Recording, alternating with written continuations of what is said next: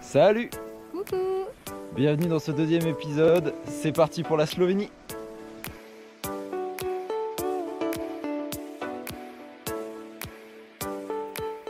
Que dire sur ce petit pays surnommé la Suisse des Balkans, hormis que son surnom est approprié. Si vous cherchez un petit coin de nature et de tranquillité, vous serez gâtés. Nous avons commencé la découverte par le nord-ouest, juste après les Dolomites. C'est le coin le plus visité du pays, car le parc national de Triglav cache de nombreux trésors, notamment la plus belle cascade du pays, celle de Periknik, qui plonge d'une trentaine de mètres quand même.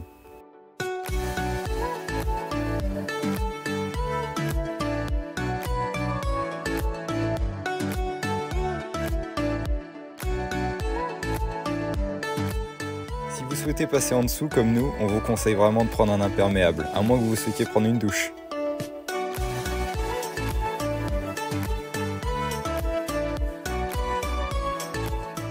Après la cascade de Periknik, la plus belle cascade de Slovénie, on est parti pour découvrir des gorges secrètes.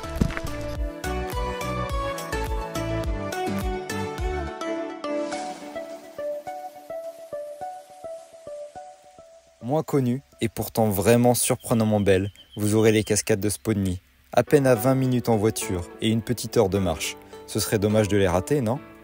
La balade commence par des gorges remplies de galets et de cairns. L'envie de jouer avec son drone est irrésistible, bien qu'un peu périlleux. Marcher dans le lit de la rivière est un bon exercice pour vos chevilles. Et si vous êtes un peu acrobate, vous pourrez même aller au pied de la cascade. Mais nous, on ne prendra pas ce risque.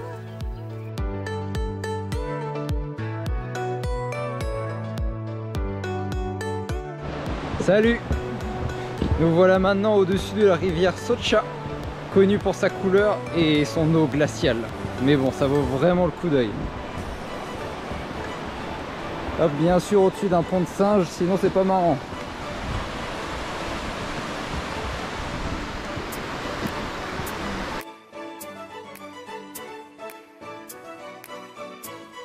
Vous vous souvenez qu'on fait des défis? Eh bien, c'est parti!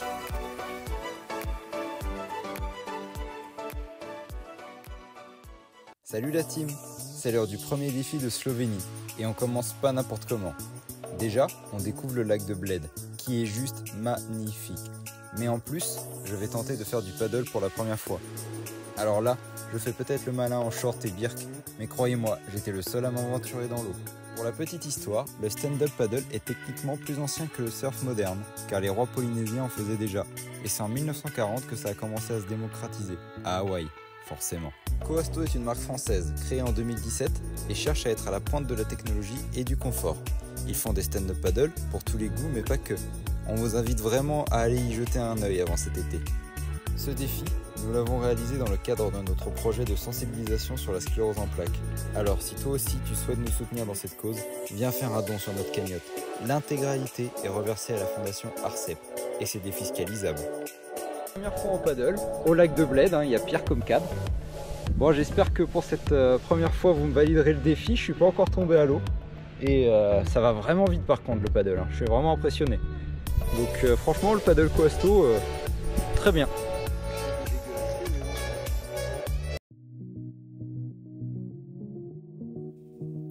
Après le lac de Bled et une intense grêle, nous avons fait à peine 20 minutes de route vers Radovljica, une petite ville plus calme, pour y déguster le fameux gâteau de Bled. Le moins que l'on puisse dire, c'est que c'est bon et bourratif.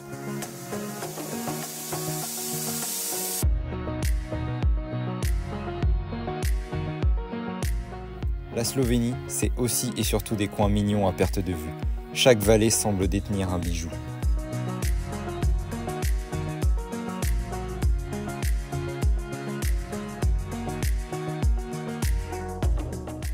Nous poussons notre exploration vers l'est du pays, bien moins fréquenté, et découvrons une source émeraude, celle de la Kamniška Bistrica. Et vous aviez déjà vu une source aussi grande ?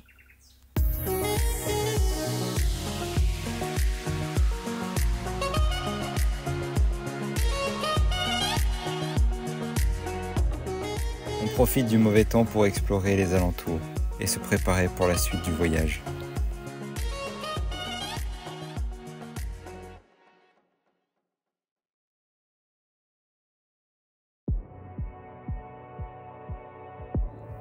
Ah, Mala et Velika Planina. Ça ne vous dit rien? C'est que vous ne l'avez pas encore vu. Comment ne pas tomber amoureux de ce plateau contenant le plus grand village de bergers d'Europe? En plus, la floraison des crocus colore la plaine d'un doux violet.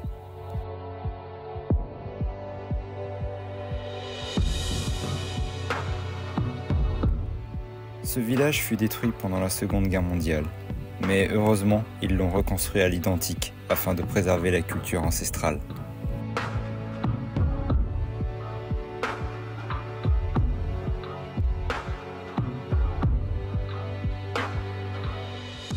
Après l'effort, le réconfort.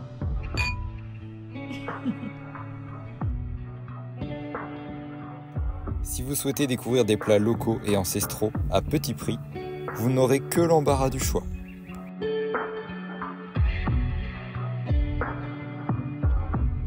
En plus, la bonne humeur des locaux est un vrai bonheur. Apprenez 2-3 mots de slovène et vous leur donnerez le smile.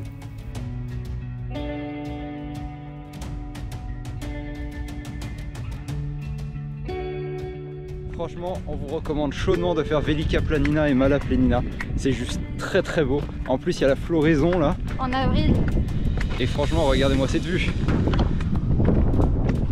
On voit jusqu'à l'horizon. Je me demande même si on voit pas les Alpes.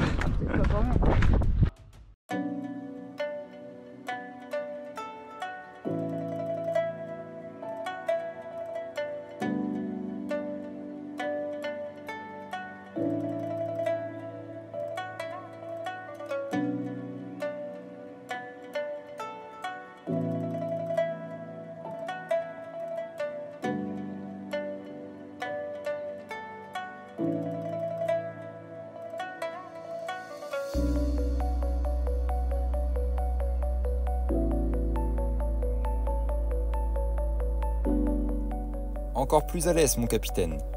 Vous pourrez y explorer des bois en étant seul au monde. Qu'est-ce qui s'y cache? Eh bien, une tourbière contenant plusieurs dizaines d'étangs noirs comme la nuit. Des perles d'onyx incrustées dans un tapis de verdure.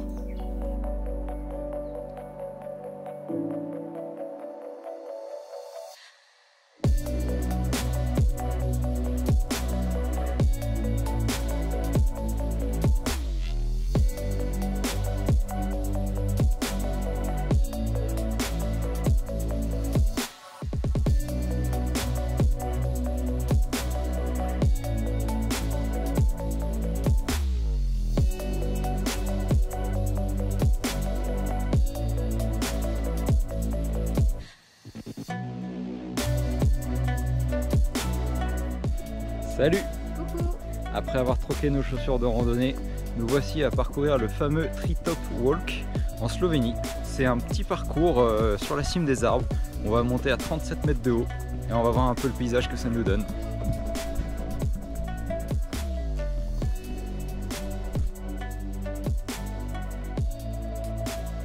Mêlant architecture et éco-fabrication, vous trouverez des tree walk tours un peu partout, notamment un en Alsace si ça vous intéresse.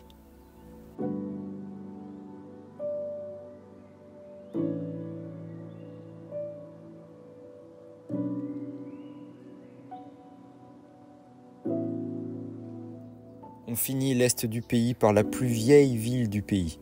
J'ai nommé Ptuj, un petit havre de paix.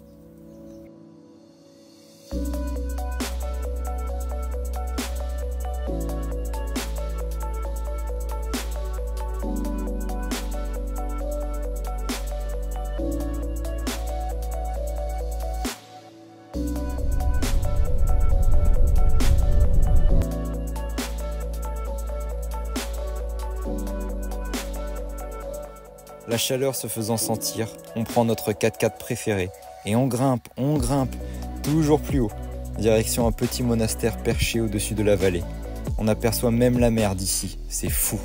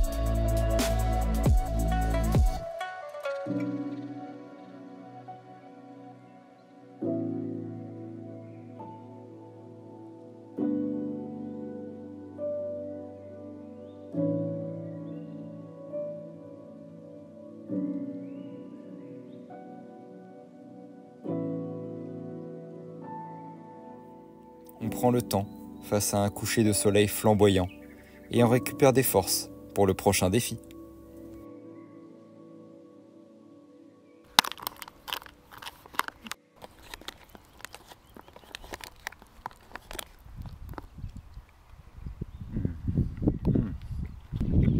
Ah ouais, vraiment bon.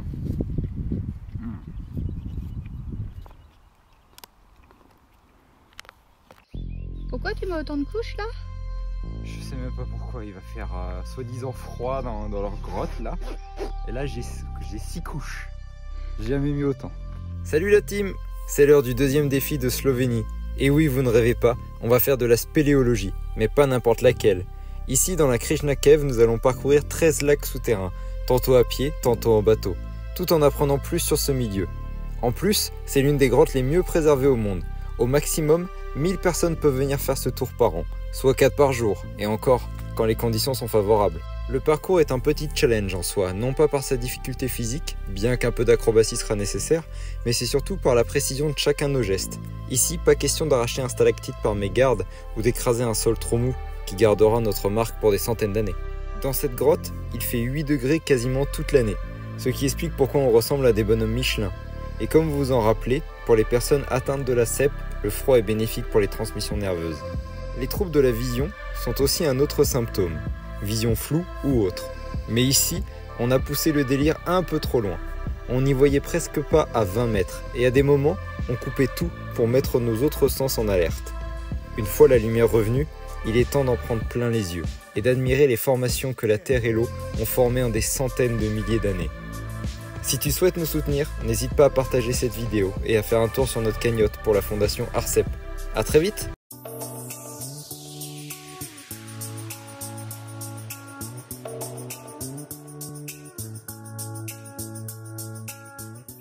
La Slovénie a beau être un pays méditerranéen, vous saviez qu'elle n'a que 40 km de côte, ce qui ne l'empêche pas d'avoir l'une des plus belles villes portuaires, la magnifique Piran. Ayant une histoire marquée par le contrôle vénitien, elle était surnommée le grenier à sel de Venise.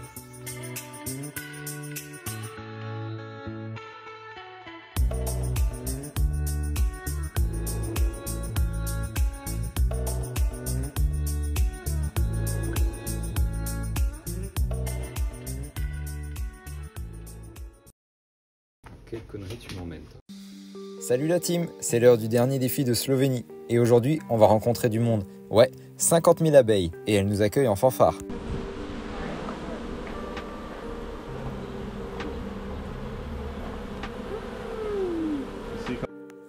Le monde des abeilles est vraiment fou.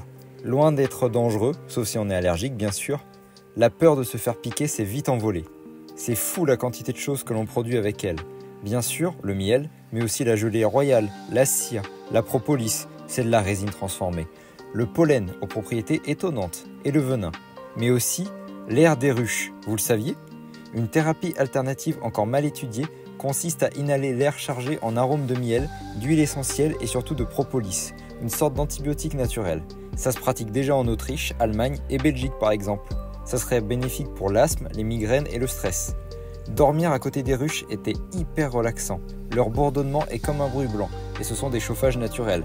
Ça donne envie d'en avoir une chez soi. Les Slovènes l'ont bien compris. Une personne sur 186 en ont une. C'est 4 fois plus que la moyenne européenne. Ils ont même une expression bien à eux. La hache est tombée dans le miel. Ça veut dire avoir de la chance. Pas mal, non?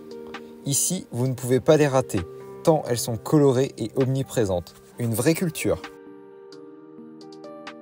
Qu'est-ce que t'as sur la tête? Ah, même des abeilles. Et voilà déjà la fin de notre périple, mais c'est loin d'être fini. Salut, comment ça va depuis? Moi je me suis un peu amélioré depuis le lac de Bled, regardez. Tiens sur les deux pieds, avec le petit Cusco juste là. On tenait à remercier tous nos partenaires, sans qui tout cela n'aurait pas été possible. Vous pouvez tous les retrouver en description de la vidéo. Avant tout, on fait cette aventure pour récolter des fonds pour la sclérose en plaques. Alors n'oubliez pas de nous aider grâce à notre cagnotte en ligne, tout est en description.